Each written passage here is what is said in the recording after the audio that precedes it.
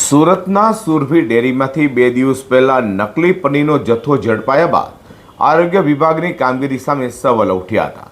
ભૂતકાળમાં લેવાયેલા sample fail થયા બાદ 2 દિવસ પહેલા નકલી પનીર ઝડપાયું, તેમ છતાં ડેરીમાં વેચાણ ચાલુ રહ્યું હતું। તો આરોગ્ય વિભાગે આજે ત્રીજા દિવસે સુરભી ડેરીનું આઉટલેટ સીલ કરવામાં આવ્યું છે। સુરત પોલીસ પણ શહેરીજનોના આરોગ્ય માટે ચિંતા કરતી જોવા મળે છે, ત્યારે સુરત પોલીસની સ્પેશિયલ ઓપરેશન ગ્રુપ એટલે કે એસઓજી પોલીસની ટીમે સુરતના નામાંકિત સુરભી ડેરીમાંથી શંકાસ્પદ નકલી પનીર સહિતનો જથ્થો જપ્ત કર્યો હતો। સુરતની જાણીતી અડાજણ ખાતે આવેલા સુરભી ડેરીના 2 યુનિટ પર એસઓજી પોલીસની ટીમે દરોડા પાડી 955 કિલોગ્રામ શંકાસ્પદ નકલી પનીરનો જંગી જથ્થો જપ્ત કર્યો છે, જ્યારે આ ડેરી રોજે રોજ 200 કિલો નકલી પનીર બજારમાં મોકલતી હતી। સુરભી ડેરી રોજે રોજ આશરે 200 કિલો શંકાસ્પદ નકલી પનીર સુરતના બજારમાં ઠાલવી રહી હતી, જે અસલ પનીરના ભાવ કરતાં અડધી કિંમતે એટલે કે 250 રૂપિયાથી 270 રૂપિયા પ્રતિ કિલોના ભાવે વેચાતું હતું।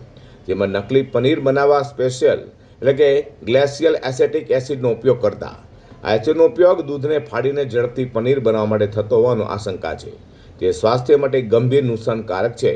તો નકલી પનીર ઝડપાયા બાદ પણ સુરભી ડેરીની દુકાનો ચાલુ હતી। આખરે આ વાત વાયુવેગે પ્રસરતા સુરત મહાનગરપાલિકાના આરોગ્ય વિભાગે તાત્કાલિક કામગીરી હાથ ધરી ત્રીજા દિવસે અડાજણ ખાતેની સુરભી ડેરીના આઉટલેટ એટલે કે દુકાનની સીલ કરી હતી। તો સુરભી ડેરીના અડાજણ અને યોગી ચોકની વધુ 2 દુકાનોમાં પણ તપાસ કરાઈ હતી, જેમ કે આરોગ્ય વિભાગના અધિકારીએ વધુ માહિતી આપી હતી। HV Desai food safety officer, Surat મહાનગરપાલિકા। આ હની પાર્ક રોડ પર આવેલ સુરભી ડેરી છે, જેને ઝોન દ્વારા 2 દિવસથી બંધ કરાવવામાં આવેલી હતી ને આજે ફૂડ ડિપાર્ટમેન્ટ દ્વારા સીલ મારવામાં આવેલ છે। શા કારણે સીલ મરાઈ છે? આજે સીલ એમના ગોડાઉન પરથી નકલી પનીરનો શંકાસ્પદ પનીરનો જથ્થો મળ્યો હોવાથી એને સીલ મારવામાં આવી છે। અહીંયાથી નમૂનાઓ લઈને જે અહીંયા 17 કિલો પનીર હતું તેને તો ઓલરેડી સીઝ કરવામાં આવ્યું છે।